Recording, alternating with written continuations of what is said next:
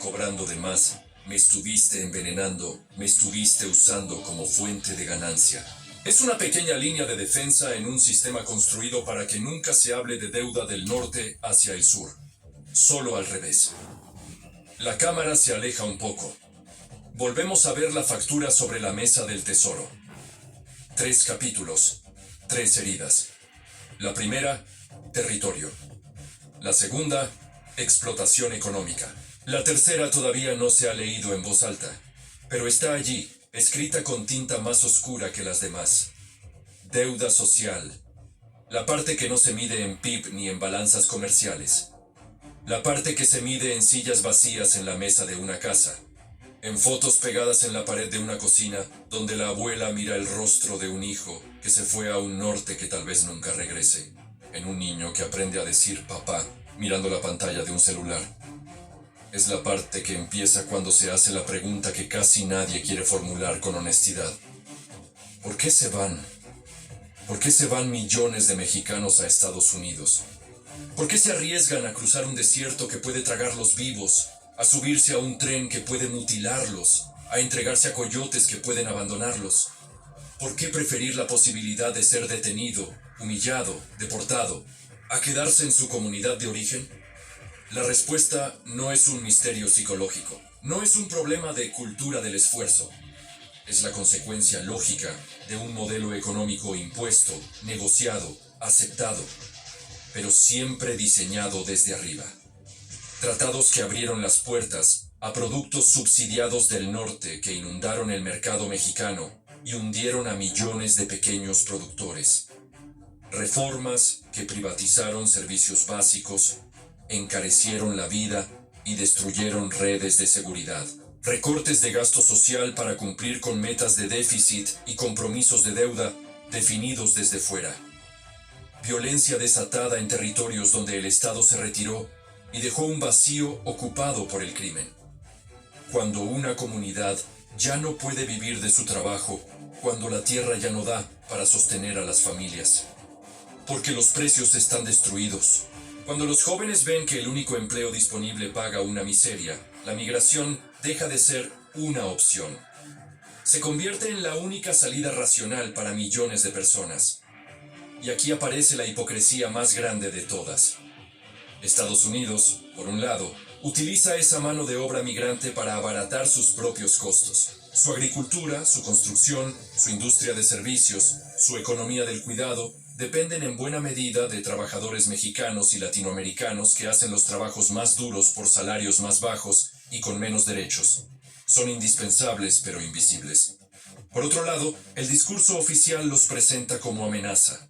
Se habla de invasión, de crisis fronteriza, de peligro para el sistema de bienestar. Se militariza la frontera, se levantan muros, se multiplican los centros de detención. Se criminaliza al trabajador que sostiene, en silencio, parte de la riqueza del imperio. Cada familia separada, cada casa vacía en un pueblo del sur de México. Cada comunidad que vive casi únicamente de remesas es otra línea de la deuda social acumulada. Una deuda que no se salda con cheques, sino con vidas. Esa será la tercera línea de la factura. Costo acumulado de la migración forzada, de la destrucción del tejido social, del deterioro de las comunidades mexicanas. Pendiente de pago. En la sala de Washington, nadie lee en voz alta estas palabras. Pero todos entienden que, si algún día se pronunciaran, si algún día se escribieran cifras al lado de cada línea, la suma sería insoportable. Porque esa es la verdad escondida en el silencio de esta escena. No hay cantidad de dólares que alcance. No puede haberla. Porque el propio dólar es hijo de esta relación desigual. Y mientras el documento permanece sobre la mesa, pesado, mudo, el aire parece más denso. Afuera sigue todo igual. Autos, tráfico, pantallas, bolsas de valores, noticieros. Pero aquí, en esta sala de madera y luz blanca, una pregunta empieza a formarse como una sombra en la pared. ¿Qué pasa con un imperio cuando la factura que siempre envió hacia el sur regresa, por primera vez, con su nombre en el renglón del deudor? La factura sigue sobre la mesa. Nadie la mueve, nadie la firma, nadie la rompe. Está ahí, extendida bajo la luz blanca, como si el papel mismo empezara a pesar toneladas. En la esquina superior aún se lee con nitidez: factura histórica. Plazo, 200 años. Remitente, México. Y sin embargo, la pregunta que flota en el aire no es cuánto suman esos siglos de territorio, de explotación, de vidas fragmentadas. La pregunta real es otra, más oscura, más inquietante. ¿Qué pasa si el deudor no solo no puede pagar, sino que para pagar tendría que dejar de ser imperio? La cámara imaginaria se aleja unos centímetros de la mesa del tesoro y se eleva, atravesando el techo, el edificio, el cielo gris de Washington. Desde arriba, el mapa del mundo se despliega como un tablero con líneas invisibles, rutas de comercio, cables submarinos, bases militares, acuerdos financieros, flujos de capital, satélites orbitando. En el centro de ese entramado, un símbolo brilla más fuerte que los demás: el dólar. Durante décadas te han enseñado a verlo como una simple moneda, un papel más bonito, más estable, más serio. Pero no es solo eso. El dólar es una arquitectura. Es un contrato forzado entre el resto del mundo y un país que se reservó el derecho de imprimir la ficha con la que se juega. Desde el final de la Segunda Guerra Mundial, el sistema se diseñó de forma muy clara. El mundo usaría dólares para comerciar, para ahorrar, para medir el valor de las cosas. Y Estados Unidos, a cambio, garantizaría estabilidad, seguridad, un cierto orden. Ese fue el pacto explícito. El implícito era otro. Mientras el mundo confiara en el dólar, Estados Unidos podría vivir por encima de sus posibilidades reales. Imagina esto con una imagen sencilla. En un pueblo, todos tienen que intercambiar bienes: maíz, frijol, herramientas, trabajo. Para no volverse locos con el trueque, eligen una ficha común. Esa ficha decide quién puede comprar qué, quién tiene crédito, quién puede invertir.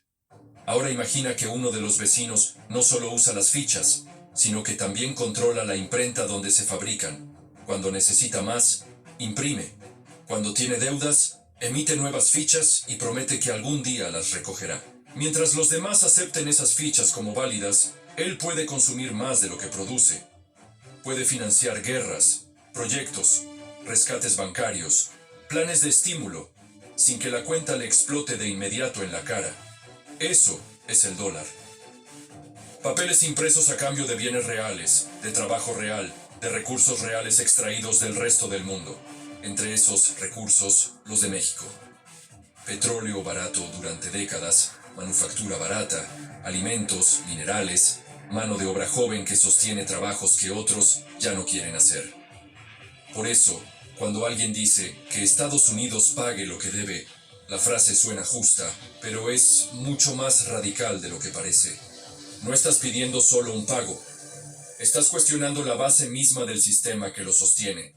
Porque para pagar en serio la factura con México y con el resto del sur, el imperio tendría que hacer dos cosas que son, para él, casi impensables.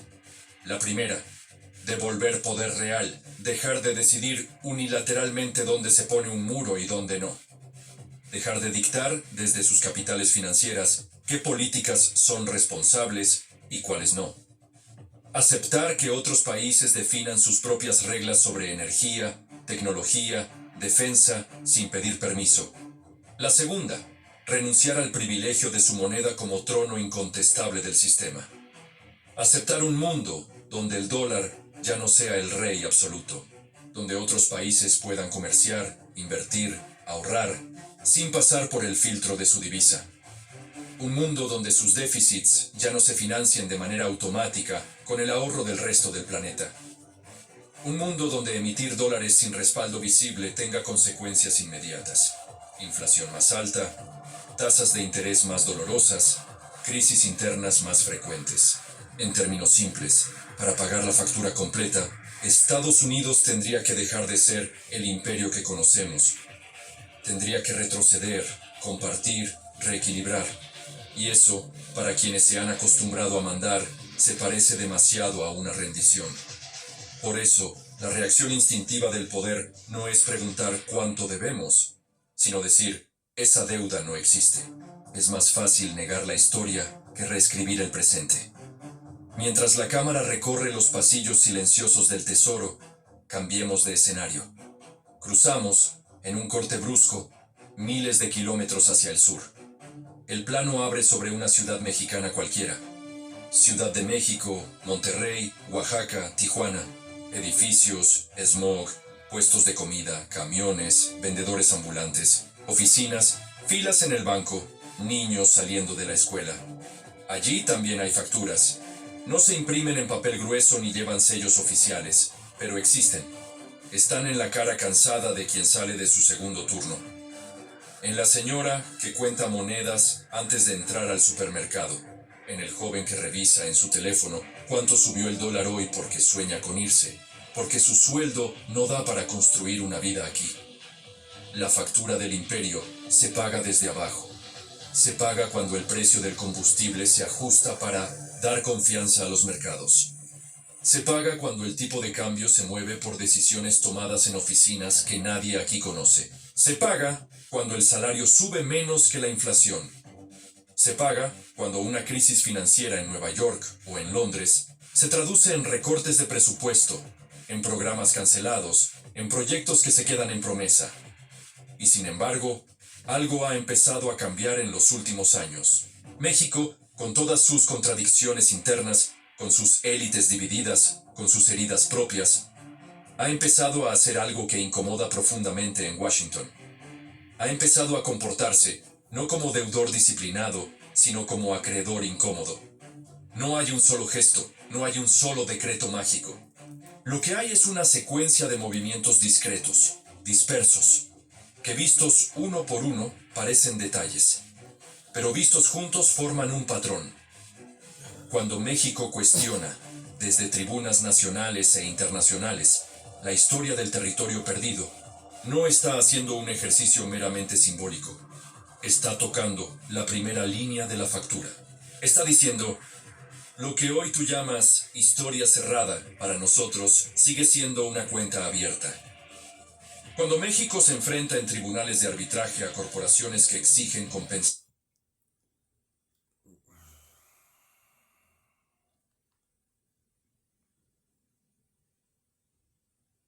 Voy a comenzar con algo que incomoda profundamente a... Voy a comenzar con algo que incomoda profundamente a muchos en Washington, pero que ya no puede seguir ocultándose bajo la versión oficial de la historia. Cuando se plantea que México podría recuperar los territorios que le fueron arrebatados por Estados Unidos, no se trata de un capricho histórico ni de una...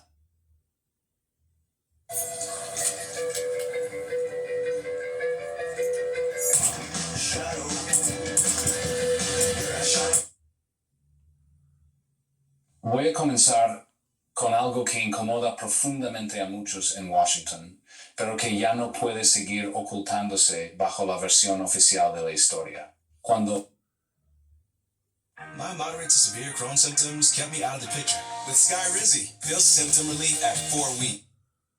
Permítanme comenzar diciéndoles algo que probablemente no van a escuchar en los medios corporativos estadounidenses. Y es que lo que acaba de ocurrir entre México y una poderosa corporación norteamericana en la Corte del Banco Mundial representa uno de los acontecimientos más